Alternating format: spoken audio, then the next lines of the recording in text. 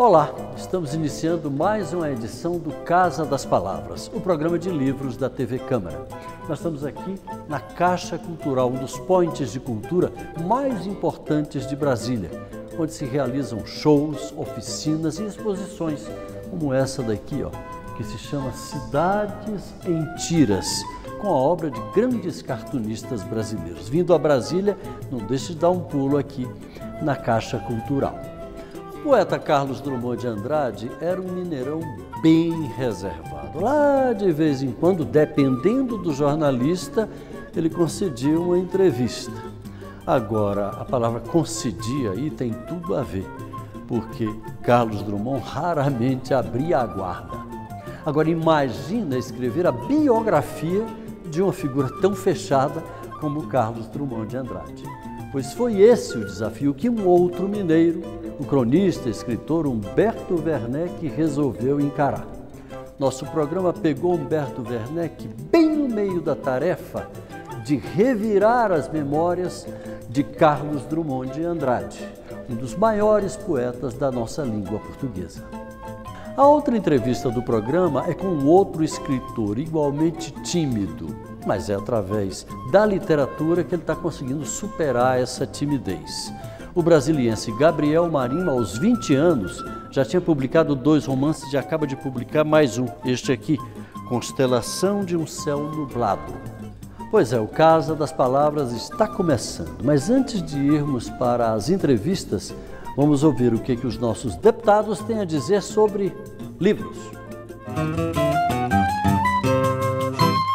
Olha, eu acabei de ler um livro muito interessante para quem quer conhecer mais da política, especialmente na conjuntura atual, conhecer mais o nosso país e conhecer como são os bastidores que muitas vezes você não vai ver nos meios de comunicação, especialmente na comunicação comercial, né, na grande mídia brasileira.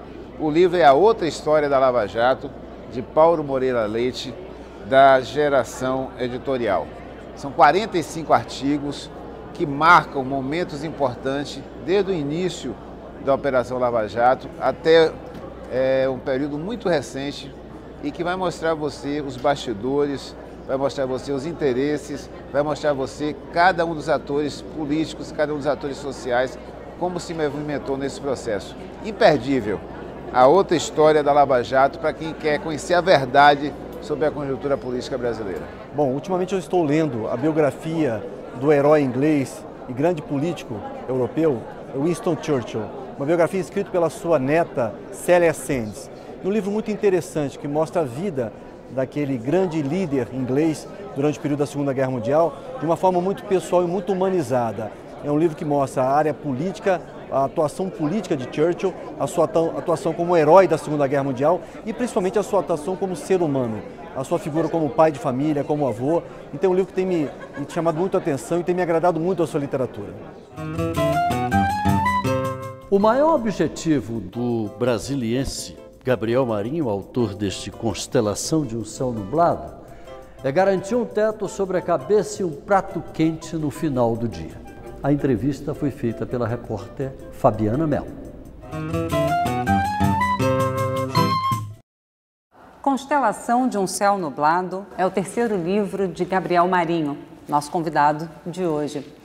Como é basear um livro inteiro assim, e descrever em detalhes, muitos detalhes fidedignos, toda a parte geográfica, clima, fazer com que o leitor se situe muito bem em uma cidade onde você nunca foi?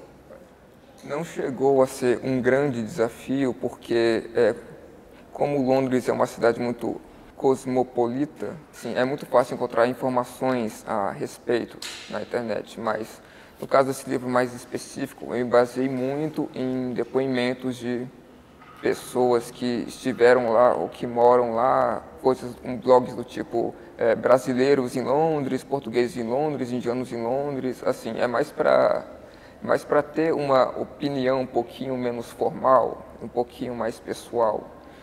Porque você descreve não apenas os locais turísticos, mas também restaurantes, o cardápio dos restaurantes, preço, né, da comida? Sim, sim. Isso veio de blogs, assim. E ainda que eu tenha, assim, descrito muito bem, eu tenho conseguido criar essa imagem da cidade, eu ainda acho que há uma coisa faltando, mas isso é o que se justifica, porque a história é contada pelo ponto de vista de uma pessoa que não é de lá, que vai lá só para passar um tempo.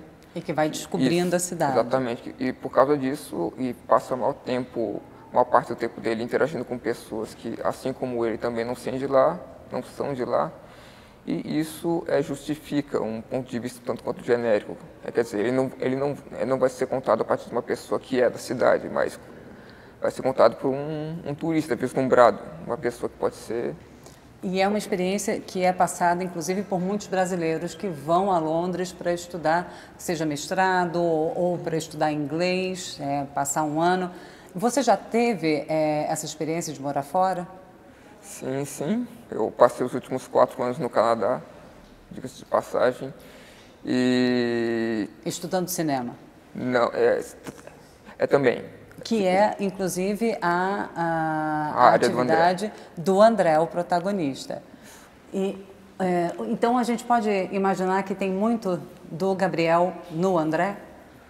De certa forma, sim, mas ele tem muitas coisas de mim, mas ele não é eu, 100%. Isso vale para todos os meus protagonistas, porque eu brinco muito com uma possibilidade que a literatura te dá, que é te dar essa permissão de ser você mesmo e também o direito de ser muito mais. Isso é importante porque eu não quero que cada personagem de um livro seja uma cópia do outro. Quer dizer, eles podem até ter uma coisa, todos os meus protagonistas de livros diferentes podem ter uma coisa em comum, mas eu sempre vou mudar eles, sobretudo porque o universo que eles vivem é diferente, o contexto em que eles estão inseridos é diferente. Agora, no seu livro, o André, o protagonista, ele vai para Londres estudar cinema e se envolve com várias mulheres problemáticas, assim, de maneiras diferentes, com problemas diferentes. Todo livro, do seu ponto de vista, toda obra sua, deve ter uma mulher problemática? Todas as mulheres são problemáticas do seu ponto de vista? Olha, não é problemática no sentido de buscar confusão, é problemática no sentido de fugir daquilo que o status quo imagina de uma mulher. Porque eu sempre achei que é um fato que as mulheres sempre foram estigmatizadas em tudo. Tudo é a sociedade, a mídia, tudo. E hoje em dia, até mesmo o próprio movimento feminista, quer dizer, que luta pela liberdade das mulheres, acaba estigmatizando. Ou sendo estigmatizado. Exatamente. Aí, até por causa disso, eu me sinto atraído por aquelas mulheres que são partidos independentes, assim, que não precisam se apegar a nenhum tipo de filosofia ou de dogma pré-escrito. E a Henrica, ela foi inspirada em alguém que você conheceu, ou alguma figura? As duas mulheres foram inspiradas em pessoas não pessoas que eu conheci pessoalmente, mas pessoas que de alguma maneira me instigaram. As duas, então, têm uma fonte de inspiração. São pessoas com quem você teve um conhecimento, travou um conhecimento, ainda que distante, né? Por meio de imprensa? Mais por meio ou por meio de pesquisa, ou por meio ou na surpresa mesmo, um pouquinho de tudo. E conta só para a gente concluir a entrevista, como é esse processo de elaboração das personagens? O mundo é o meu laboratório, pessoas como você são as minhas cobaias. A literatura me ensinou que de cada pessoa e de cada coisa a gente pode extrair uma coisa boa ou útil, no sentido de, se não é boa para ser seguida como exemplo, é útil no ponto de vista criativo. Gabriel, muito obrigada pela entrevista. Eu que agradeço. Eu conversei com Gabriel Marinho, autor de Constelação de um Céu Nublado. Muito obrigada pela atenção e até a próxima. Nós vamos a um intervalo e voltamos já já com uma entrevista com Humberto Werneck, falando sobre a intimidade de Carlos Drummond de Andrade, um dos maiores e mais importantes poetas da língua portuguesa.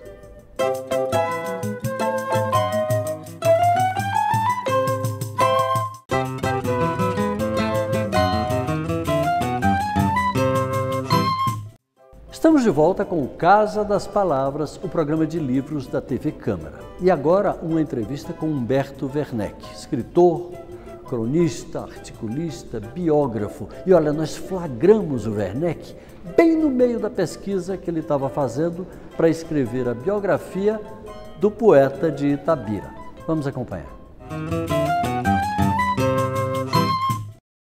Bem ao contrário de Jaime Ovalle, biografado de Humberto Werneck neste Santo Sujo, que tinha uma vida pública e se conhecia muita coisa da particularidade da vida pessoal dele, Carlos Drummond de Andrade era uma pessoa muito mais recatada. E talvez essa seja a maior dificuldade que Humberto Werneck está enfrentando para realizar a biografia do poeta de Itabira. Werneck, essa dificuldade, Drummond concedeu muito poucas entrevistas, né? Drummond tinha essa vida recatada que me referi. Como é que você está conseguindo superar essa dificuldade para penetrar e conseguir revelar o homem Drummond? Olha, você falou em Jaime Ovalle e em Drummond, são desafios completamente diferentes. São enormes desafios, duas encrencas gigantescas, né? No caso de Drummond, todo mundo acha que mais ou menos sabe. A gente conhece mais ou menos a vida de Drummond, né? Que era um homem recatado, como você disse, ele foi um funcionário público a maior parte da vida dele. Ele não era um boêmio. Os fatos são mais ou menos conhecidos. Teve um envolvimento político a uma certa altura. O desafio... comunista, né? Depois exato. Rompeu. Teve uma vida amorosa convencional, vamos dizer, né? Com a mulher dele, com quem ele foi, a Dona Dolores, com quem ele foi casado de 1925 até a morte, em 87. E teve, pelo menos, um grande amor paralelo, que durou de 51 até 87, com Lígia Fernandes. E outros amores contingentes, vamos dizer assim. A dificuldade, no caso de Drummond, será parar em cada ponto supostamente conhecido, verificar se aquilo é realmente um fato e descer mais fundo. Quando você parte para checar uma coisa, você muitas vezes vai no percurso descobrir outras coisas. A imagem que eu uso é que é de um sujeito que saia de Lisboa com as caravelas para comprar noz moscada na Índia e descobre um Brasil no meio do caminho, não é? E eu espero que haja alguns Brasis aí para descobrir. Você já tropeçou com algum? Pequenos Brasis, vamos dizer. No caso do Jaime Ovalle, era bem diferente. O Jaime Ovalle era uma figura, um grande artista sem obra, era um cara que não, como músico e como poeta, ele criou pouquíssimo, porque ele não tinha os meios para criar. Não basta que você seja um artista, você tem que ter os meios para formalizar essa arte, para botar ela para fora, né? E ele não tinha, por questão de formação deficiente, né? Tinha toda uma mitologia em torno dele. Na verdade, construir a figura dele era uma aventura de saber que figura era essa. Há uma pretensão em muitas biografias de tentar encontrar a gênese da obra na vida do biografado. Você está com essa preocupação ou não? Não, eu não tenho essa preocupação em especial, mas isso pode acontecer, não é? De repente você vai achar na vida uma chave para alguma coisa que está escrita e o contrário também. Você vai se deparar com um personagem, ou com uma expressão, um fato, com uma lembrança. Não é? Eu não vou fazer uma biografia francesa em que vou tentar interpretar o poeta pela vida dele, nada disso aí não. Acho que o que o leitor quer é isso, é que você conte para ele, afinal, quem foi esse cara? Quem foi esse cara? E os limites, vamos dizer, da minha intromissão na intimidade da pessoa são desenhados também por essa curiosidade alheia. Não vou atrás de bisbilhotices pela bisbilhotice, pelo, sabe, algum detalhe da vida sexual do fulano ou do beltrano, não é? Salvo se isso for uma explicação relevante para compor essa figura inteira. E há algumas zonas que serão realmente trabalhosas, você entender perfeitamente o que foi o engajamento dele com a política em determinado momento. Uma coisa assim meio terreno um pouco gelatinoso, porque ele era um alto funcionário. Mas ele fez a Rosa do Povo justamente quando era naquele funcionário, fogo, né? Ele era chefe de gabinete do ministro da Educação e Saúde, como se dizia, né? E, ao mesmo tempo, sob uma ditadura, que foi a do Estado Novo, e, ao mesmo tempo, ele produzia uma poesia, não digo incendiária, mas muito quente em termos políticos. Você tem poucas pessoas vivas que conviveram com Drummond também, né? Além de Ovalle, aí, que você já citou, que fez a... Como é que está sendo esse trabalho de revirar essa arqueologia aí, para achar esse homem? Eu espero me valer de alguns depoimentos, sobretudo femininos. É uma coisa que eu aprendi como jornalista, aprendi como biógrafo de Ovalle e num trabalho de natureza biográfica que eu fiz com Chico Buarque, num livro chamado Tantas Palavras. Aprendi uma coisa, em geral, os melhores depoimentos não são dados por aqueles personagens obrigatórios de primeiro plano, aqueles que não podem faltar. Em geral, esses, talvez até por já fazerem parte da história, eles querem criar uma imagem diferente ali para eles, uma importância para eles. Já o sujeito que está lá no segundo, terceiro plano, que tem um monte de informações às vezes, ele quer participar da coisa, ele é um papagaio de pirata, vamos dizer, ele quer entrar na coisa, ele é mais generoso no fornecimento de informações. E dentro disso, os depoimentos femininos são incomparavelmente melhores. Você compara, por exemplo, com alguma coisa que o Bandeira escreveu em seguida à morte de Jaime Ovalle. Ele fala do homem, das ideias, do artista, disso, daquilo, não é? Você vai conversar com uma mulher que viveu aquela experiência ali do lado, ela vai se lembrar da cor do olho, se o rosto dele era macilento ou não era, e como é que foi naquele momento, e as mãos dele, como é que ele gesticulava. Isso fornece elementos para você compor uma figura muito mais verossímil. Eu me lembro que quando estava fazendo Ovalle, eu falei com Helena Valadares, que foi a primeira mulher de Fernando Sabino, e conviveu com Ovalle em Nova York, meados aí dos anos 40, né?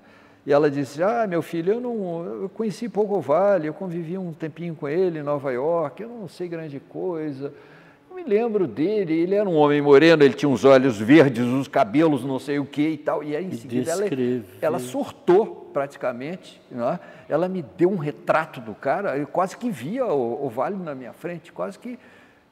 Ovalle, quer um pente aí para arrumar esses cabelos e tal? Tão viva era a figura. Eu tenho esperança de achar uma cozinheira do Drummond, por exemplo, que me diga, ele gostava de bife bem passado, ou sei lá, ele fazia questão de engomar o colarinho de não sei de que forma, sabe? Agora, ele ao mesmo tempo era uma figura um tanto enigmática, as pessoas, a gente tem vários relatos das pessoas que ficavam fascinadas diante dele. Eu, por exemplo, só vi o Drummond uma vez na minha vida na redação do Jornal do Brasil. E não consegui dizer uma palavra. Cumprimentei e fiquei ali paralisado, né? Olhando, queria ver o poeta. E depois soube que várias pessoas, o poeta Torquato Neto, por exemplo, contava que gostava, até Caetano Veloso conta isso no Verdade Tropical, que ele andava atrás do poeta, o poeta andava na rua e ele ia atrás, para ver como é que ele caminhava. Quer dizer, quase para respirar um pouquinho aquele ar ali. Aí eu fico imaginando a tua dificuldade para resgatar este homem real, não este homem idealizado pela crítica, pela tradição de leitura e tudo mais. Olha, eu tive alguns contatos com ele. Eu tenho uma frustração de não ter sido recebido por ele em 77, quando eu encasquetei fazer uma capa da revista Veja. A única capa, aliás, que uma revista grande dedicou a Drummond em vida, né? Ele, na época, não falava. E não me recebeu e não adiantou aí que Fernando Sabino fizesse uma embaixada vigorosa ali, não houve chance. Fiz a matéria. Mas qual era a razão? Porque Dalton Trevisan é aquela coisa fechada, não quer falar com ninguém e tal. Rubem Fonseca na mesma linha. Agora, qual era a razão que Drummond tinha para não se expor? Ele era um homem reservado, não é? Ele era um homem reservado e depois o seguinte, se você dá uma entrevista, em seguida Todo mundo vai querer uma entrevista. Não é? Ele tinha escrito até um poema. E não é só entrevista, não. O assédio a ele, a uma pessoa como ele, era enorme. Ele tem um poema chamado Apelo a meus dessemelhantes em favor da paz, em que ele pede que deixem o urso polar sossegado lá no canto dele, né? Porque ele não teria tempo para si mesmo, para a vida, até para escrever, né? O Drummond sai da casca na morte de Vinícius de Moraes. Eu cheguei até a conversar isso com ele e ele minimizou o episódio, mas foi exatamente no dia da morte de Vinícius, cuja exuberância o Drummond não só admirava, como invejava. Morre o Vinícius, esse sujeito que foi um perdulário da sua própria imagem, da sua própria vida, né? E o Drummond sai em meio a uma crise de herpes facial que o impedia de fazer a barba. Ele sai nesse aspecto, sai da toca, sai o urso da sua furna e vai praticamente se oferecer aos microfones já no velório de Vinícius de Moraes, né? Como se ele tivesse percebido, meu Deus, para que eu vou ficar me guardando tanto? Não é? Ele era um homem aí em 80, ele já tinha 70 e tantos anos, se eu não erro a conta aqui, sou péssimo nesse negócio de número. Mas, enfim, eu estive com o Vinícius, com o Drummond, para falar de Pedro Nava, por exemplo, em 83, eu estava fazendo um perfil dele para Isto É, quando ele ia completar 80 anos, estive com o Drummond longamente, depois também no Sabadoile, que era aquela reunião que ele fazia na aquela academia informal de letras ali na casa do bibliófilo Plínio Doyle, né? E que, por se realizar aos sábados, o poeta Raul Bopp batizou de Sabadoile, né? E o Drummond era praticamente um inventor desse Sabadoile. Aí você pegava um Drummond um pouco mais descontraído, não é? Mais adiante, em 85, ele me deu uma entrevista para Páginas Vermelhas da Isto É, e foi uma coisa absolutamente deliciosa. Porque aí você vê, é um pouco também como o Chico Buarque, não é? É um sujeito que ele não é muito oferecido, mas ali numa situação de diálogo, de conversa, ele se solta. Eu me lembro muito do Drummond, nessas ocasiões, ele falava para burro. Você acha que ele era um sujeito lacônico? Não, o Drummond falava muito. Eu acho que até para impedir que você ficasse perguntando muito.